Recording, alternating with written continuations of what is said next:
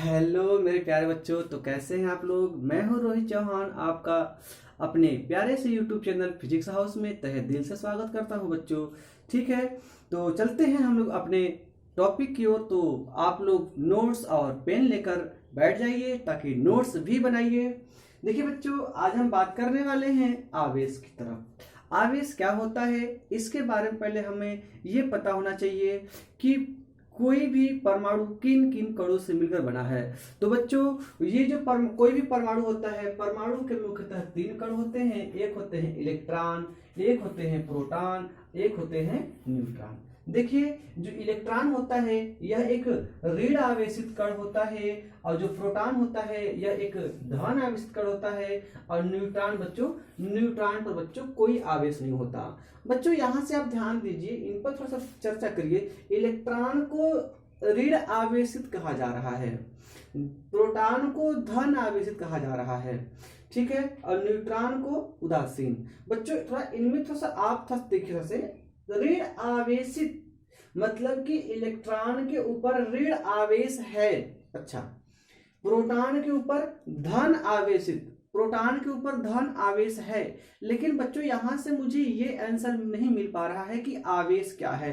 देखिए, इलेक्ट्रॉन ऋण आवेशित, इलेक्ट्रॉन ऋण आवेशित कण है, मतलब इलेक्ट्रॉन के ऊपर ऋण आवेश है। लेकिन मुझसे आपसे ये प्रश्न है कि बताइए आवेश क्या है। बच्चों आवेश की जो डिफिनीशन है ये बच्चों आप कहीं भी किताब में ढूंढ लीजिए, मिल जाएगी आपको उसकी डिफिनीशन। बच्चों जो वास्तविकता है आवेश की डिफिनीशन अभी आज तक नहीं मिली गई, नहीं खोजी पाई है, नहीं खोजी गई है। हाँ, ऋण आवेशित होते हैं इलेक्ट्रॉन, ये बात सत्य है, लेकिन आवेश क्या है। मैं कह रहा हूं इलेक्ट्रॉन पर ऋण आवेश होता है, मैंने कहा इलेक्ट्रॉन पर ऋण आवेश होता है, लेकिन आवेश क्या है ये प्रश्न है। देखिए, ऋण आवेश आता है पदार्थों पर, पदार्थों पर धन आवेश भी आता है, लेकिन आवेश है क्या, प्रश्न यहां पर है। तो बच्चों ये एक फंडामेंटल प्रश्न है, इसका प्रश्न का उत्तर आपको कहीं भी नहीं मिलने वाला। ठीक है, तो चलते हैं हम लोग बात करते हैं किसी भी पदार्थ पर ऋण आवेश और किसी भी पदार्थ पर धन आवेश कब आते हैं। अच्छा देखिए, किसी भी परमाणु से बच्चों, किसी भी पदार्थ से जब उसको बेटा किसी दूसरे पदार्थ से रगड़ा जाता है तो दोनों के दोनों पदार्थ आवेशित होते हैं। अगर मैं आपसे कहूं कि मेरे पास ये दो पदार्थ हैं, ये कोई भी दो पदार्थ है, ये मेरे पास चौक है, मैं कोई भी दो पदार्थ लूं, अगर मैं इनको बच्चा आपस में से रगड़ूं तो एक पदार्थ पर बच्चों धन आवेश आएगा, तो दूसरे पदार्थ पर इसके विपरीत प्रकृति का ऋण आवेश उत्पन्न होगा। और ये भी ध्यान दीजिएगा, जितना आवेश इस वाले पदार्थ पर उत्पन्न होगा उतना ही आवेश इस वाले पदार्थ पर उत्पन्न होगा। इस बात को बहुत में ध्यान देना है। अगर इस पर 5 कूलाम तो बहुत अधिक हो गया, ठीक है। अगर इस पर मैं आपसे कहूं कि 0.2 कूलाम, इस पर 0.2 कूलाम का आवेश धन आवेश उत्पन्न हो रहा है, तो इस पर बेटा 0.2 कूलाम का ऋण आवेश उत्पन्न होगा। मैंने क्या कहा, जितना आवेश इस वाले पदार्थ पर उत्पन्न होगा उतना ही आवेश इस वाले पदार्थ पर उत्पन्न होगा। लेकिन हाँ, दोनों की प्रकृति बच्चों विपरीत होगी, एक पर धन आवेश होगा तो एक पर ऋण आवेश होगा।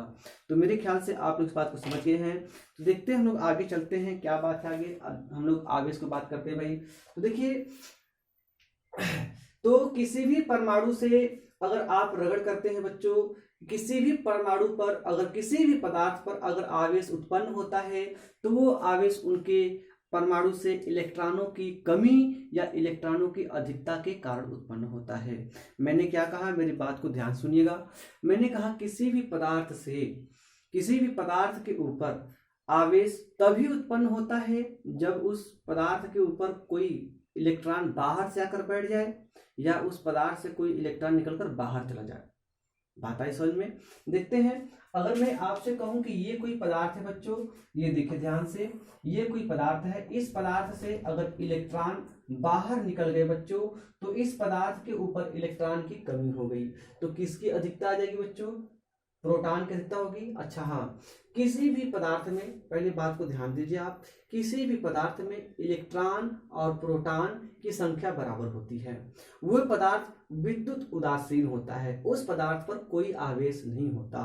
ठीक, अब ध्यान दीजिए, मैं यहाँ पर कोई एक पदार्थ ले लूं, कोई एक सोडियम ही ले लूं। सोडियम, चलो बच्चों, सोडियम का सिंबल होता है Na ना बच्चों। सोडियम मेरे ख्याल से आप लोग जानते हैं, आप लोग अपने कोचिंग में, अपने विद्यालय में पढ़े होंगे सोडियम के बारे में। सोडियम में बच्चों 11 इसके परमाणु क्रमांक होता है, तो इसमें बच्चों 11 बच्चों प्रोटॉन हो जाएगा, और इसमें बच्चों 11 बच्चों इलेक्ट्रॉन हो जाएगा। मैं आपसे कहा, ठीक है। अच्छा, तो ध्यान दीजिए 11 प्रोटॉन, अच्छा प्रोटॉन को मैं यहाँ पर प्लस ले रहा हूँ बच्चों, और इलेक्ट्रॉन को मैं माइनस ले रहा हूँ बच्चों। क्या ले रहा हूँ? माइनस ले रहा हूँ। अब ध्यान दीजिएगा, 11 प्लस और 11 माइनस मिलकर 0। देखो बच्चों, अगर जब तक इस सोडियम में 11 प्रोटॉन होंगे और 11 इलेक्ट्रॉन होंगे बच्चों, तो इस सोडियम के परमाणु पर कोई भी आवेश नहीं आने वाला। ये इस पर बेटा 0 आवेश। अगर मैं आपसे बात कहूं कि इससे एक इलेक्ट्रॉन बाहर निकल गया, तो मैं आपसे कहूं बच्चों, इलेक्ट्रॉनों की संख्या यहाँ पर कितनी होगी बच्चों? 10 हो गई, मतलब 10 ऋण मान लूं मैं। और प्रोटॉनों की संख्या कितनी है बच्चों? प्रोटॉनों की संख्या तो बच्चों नहीं चेंज होने वाली, ठीक है, क्योंकि प्रोटॉन बच्चों नाभिक में है, नाभिक से प्रोटॉन कभी बाहर नहीं निकलेगा, ठीक है। और नाभिक से प्रोटॉन को बाहर निकालने के लिए आपको नाभिक का विखंडन करना पड़ेगा, तभी वहां पर ये प्रोटॉन आपको बाहर निकल पाएगा बच्चों। प्रोटॉन बच्चों बाहर निकल जाएगा तो सोडियम का पदार्थ ही बदल जाएगा, वो सोडियम रह ही नहीं जाएगा, ठीक है। आई कि नहीं बात समझ में? मैंने कहा कि जब भी किसी भी पदार्थ से या तो इलेक्ट्रॉन बाहर निकलते हैं या तो इलेक्ट्रॉन उसमें आकर बाहर से प्रवेश करते हैं, ये बात का ध्यान देना है। प्रोटॉन के ऊपर आपको स्टडी नहीं करनी है, इलेक्ट्रॉन के ऊपर आपको स्टडी करनी है, ठीक है। देखिए ध्यान से, तो मैंने कहा कि 10 इलेक्ट्रॉन बचे बच्चों, हमारे पास 11 प्रोटॉन अभी भी हैं। अच्छा, 11 प्लस बच्चों, मैंने प्रोटॉन को मैंने प्लस माना है, इलेक्ट्रॉन को मैंने माइनस माना है, तो 11 प्रोटॉन और 10 इलेक्ट्रॉन मिलकर बच्चों कितने हो जाएंगे? एक आपको धन बचने वाला है, मतलब कि जो सोडियम का आयन है बच्चों, इस पर धन आ जाने वाला है। अब मैं आपसे कहूंगा कितना धन आएगा। अच्छा, सोडियम इस समय कितना हो गया बच्चों? आवेशित हो गया। क्या होता? सोडियम आवेशित हो गया। कैसा सोडियम के ऊपर आवेश आ गया बच्चों? धन आवेश आ गया। वेरी गुड, अच्छी बात है। अब ध्यान दीजिए, अब किसी परमाणु पर ऋण आवेश कब आएगा? तो इसी का उल्टा हो जाएगा। तो यहाँ पर आप लोगों से मैं कहूंगा, कोई मैं दूसरा परमाणु ले लूं यहाँ पर, तो यहाँ पर अगर मैं कोई दूसरा परमाणु लूं, जैसे कि कोई भी परमाणु में, इसमें क्या बच्चों, इसमें 17 प्रोटॉन हो गए, 17 इलेक्ट्रॉन हो गए। वैसे ये तो परमाणु कौन सा है, थोड़ा बताइए आप तो, हमें तो कमेंट बॉक्स में दीजिए कि ये कौन सा परमाणु है जिसमें 17 प्रोटॉन होगा, बताइए तो। ये बच्चों क्लोरीन होगा। क्या होगा? क्लोरीन। बहुत बढ़िया, क्लोरीन होगा ये। अच्छा, तो बच्चों जब इसमें जब बाहर से कोई इलेक्ट्रॉन प्रवेश करेगा, बाहर से जब कोई इलेक्ट्रॉन प्रवेश करेगा बच्चों, तो देखिए ध्यान से, इसमें 18 इलेक्ट्रॉन हो जाएंगे और 17 प्रोटॉन हो जाएंगे। ये तो प्लस होता है बच्चों, इलेक्ट्रॉन को मैंने माइनस मान लिया, तो इनको अगर मैं कहूंगा बच्चों, तो 17 प्लस 18 माइनस, तो यहाँ पर आपको -1 मिलने वाला है। मतलब क्या है, जब किसी परमाणु में इलेक्ट्रॉन ग्रहण करते हैं तो वो परमाणु या वो पदार्थ ऋण आवेशित हो जाते हैं, ऋण आवेशित हो जाते हैं। अगर कोई परमाणु अपने अंदर से इलेक्ट्रॉन को दान करता है, बाहर निकालता है, तो वो धन आवेशित हो जाता है। सीधी सी बात है बच्चा, जो मांगता है वो भिखारी होता है। नहीं, ऐसी बात नहीं है। जो मांगने सभी मांगने वाले भिखारी नहीं है, ठीक है। जो मांगता है वो बच्चों ग्राही कहलाता है, जो देता है वो बच्चा दाता कहलाता है। जो ग्राही होगा वह बच्चों ऋण आवेशित होगा, और जो दाता होगा वो बच्चों धन आवेशित होगा। मैं आपसे ही कहा कि जब कोई, मेरी बातों को ध्यान से सुनिए, ठीक है। जब कोई पदार्थ परमाणु या कोई पदार्थ या परमाणु इलेक्ट्रॉन को ग्रहण करता है तो ऋण आवेशित होता है, और जब कोई पदार्थ इलेक्ट्रॉन को दान करता है तो वो धन आवेशित होता है। तो हम बात कहेंगे कि अब चलते हैं हम लोग आवेश की परिभाषा बनाते हैं। इसका अगर आप लोग स्क्रीनशॉट लगता है तो ले लीजिए, कोई ठीक है, चलते हैं इसको देखते हैं।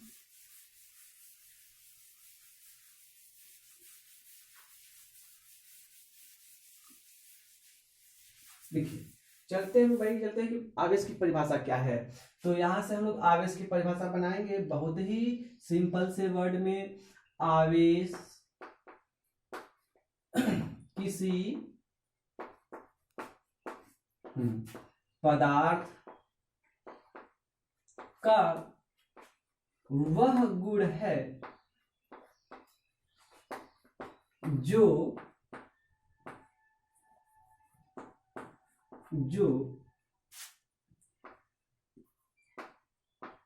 पदार्थ द्वारा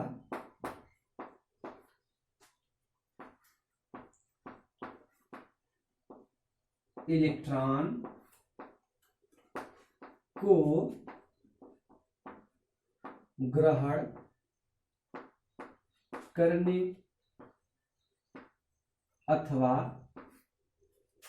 अथवा दान करने के बाद, क्यों भाई, बाद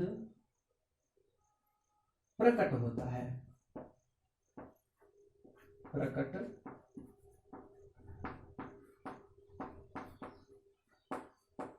होता है। मैंने कहा बच्चों की जो आवेश है किसी पदार्थ का वह गुण है जो पदार्थ द्वारा इलेक्ट्रॉन को ग्रहण करने अथवा दान करने के बाद प्रकट होता है। मैंने कहा भाई यही काम है ना, जब कोई पदार्थ इलेक्ट्रॉन को ग्रहण करेगा तो ऋण आवेशित, दान करेगा तो धन आवेशित। मतलब आवेश क्या है अभी हमें ये नहीं पता चलने वाला है, या हमें ये पता चला कि आवेश किसी पदार्थ के द्वारा इलेक्ट्रॉन को ग्रहण करने के बाद या इलेक्ट्रॉन को दान करने के बाद उसके ऊपर दिखेगा। जैसे यही कोई पदार्थ है, इसके ऊपर आवेश अभी नहीं है, मैं इसको ऐसे रगड़ा तो इसके ऊपर कुछ इलेक्ट्रॉन बाहर से जाके जमा हो गए, बाहर से कोई इलेक्ट्रॉन आकर जमा हो गए, तो ये आवेशित हो गया। मैं इलेक्ट्रॉन के आने से ये आवेशित हो गया, लेकिन आवेश क्या है इसका उत्तर नहीं मिला मुझे।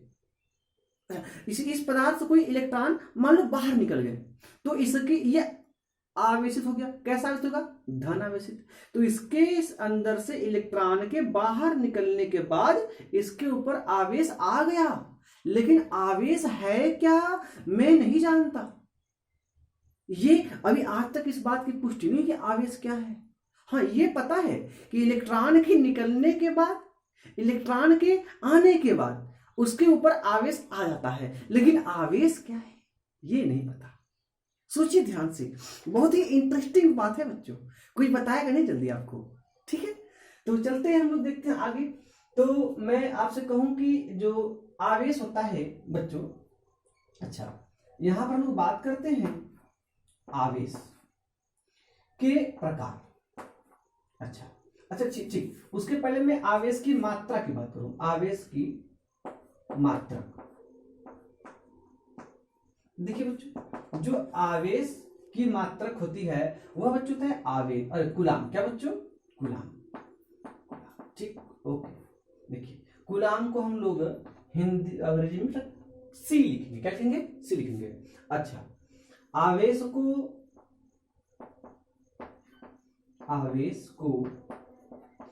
क्यू, या बच्चों आप लोग कैपिटल क्यू भी लिख सकते हैं, से प्रदर्शित करते। दो बच्चों जो आवेश को जो प्रदर्शित करने का जो सिंबल है बच्चों, ये स्मॉल क्यू या ये कैपिटल क्यू, और आवेश का मात्रा क्या बच्चों? कूलाम होता है। तो इतनी बातें जो है आप लोग थोड़ा सा स्क्रीनशॉट ले लीजिए या इसे आप वीडियो को पुश करके नोट कर लीजिए। बहुत अच्छा, वीडियो में काफी क्लीन दिख रहा है, इसी बात को मैं देखना चाह रहा था। ओके तो चलते हैं हम लोग। अच्छा साफ कर दें, बहुत अच्छा।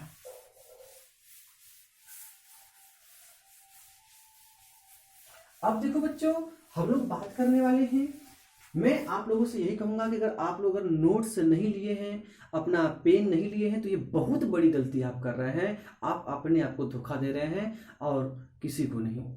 ठीक है, तो अगर आप नहीं लिए हैं बच्चों, तो आप नोट्स और पेन ले लीजिए, क्योंकि हम लोग अपने वीडियो को कंटिन्यू हम लोग आगे बढ़ते चलेंगे। अब हम पढ़ने वाले हैं आवेश के प्रकार के ऊपर। देखिए, आवेश के प्रकार क्या होते हैं। आवेश के प्रकार, ये जो टॉपिक है बच्चों हम लोग का आवेश का गुण। ठीक है, तो आवेश का गुण आप लोग डाल लीजिए पहले, आवेश का गुण, आवेश का गुण। ठीक, अच्छा, आवेश के गुण में हम लोग पहला पॉइंट पढ़ने वाले हैं आवेश का प्रकार। अच्छा, ठीक है, देखिए, अब तो आप लोगों से मैंने कहा कि आवेश दो प्रकार के होते हैं, एक धन आवेश और एक ऋण आवेश। अच्छा, पहला बच्चों क्या हो जाएगा, धन आवेश। इसमें होते हैं हम लोग के, पहला होता है हम लोग का धन आवेश। क्या होता है बच्चों, धन आवेश। दूसरा क्या होगा, ऋण आवेश। ओके, धन आवेश और ऋण आवेश। अब देखिए ध्यान से, धन आवेश कब होता है, अभी मैंने आपसे कहा किसी भी पदार्थ के ऊपर धन आवेश तभी आएगा जब उसके ऊपर से कोई इलेक्ट्रॉन, जब उसके परमाणु से कोई इलेक्ट्रॉन बाहर निकल जाएंगे। मतलब क्या है, इलेक्ट्रॉन त्यागने के बाद पदार्थ के ऊपर धन आवेश प्रकट होता है और इलेक्ट्रॉन ग्रहण करने के बाद पदार्थ के ऊपर ऋण आवेश प्रकट होता है। आई कि नहीं बात समझ में? ठीक है, अच्छा, ठीक है, तो हमने कहा भाई देखिए ध्यान से, यह धन चार्ज, ये है निगेटिव चार्ज। अच्छा, धन चार्ज का अलग मात्रक होता है, ऋण चार्ज का अलग मात्रक होता है? नहीं बच्चों, चार्ज जैसा हो, चाहे वो धन आवेश हो चाहे वो ऋण आवेश हो, उसका मात्रक हमेशा आपको कूलाम ही मिलने वाला है। ठीक है, तो आज हमारा ये छोटा सा टॉपिक था आवेश के ऊपर। इसके बाद में आवेश के और भी गुण लेकर आऊँगा, तो उसे आप लोग खूब अच्छा सा प्यार दीजिएगा, क्योंकि अभी वीडियो काफ़ी लंबा ना हो जाए, इसलिए मैं थोड़ा सा वीडियो को अलग अलग छोटे छोटे पार्ट में लेके आ रहा हूँ। ठीक है, ताकि आपको भी देखने में अच्छा लगे। हाँ, आप भी पढ़ाई करते रहिए, आगे बढ़ते रहिए। ओके, धन्यवाद।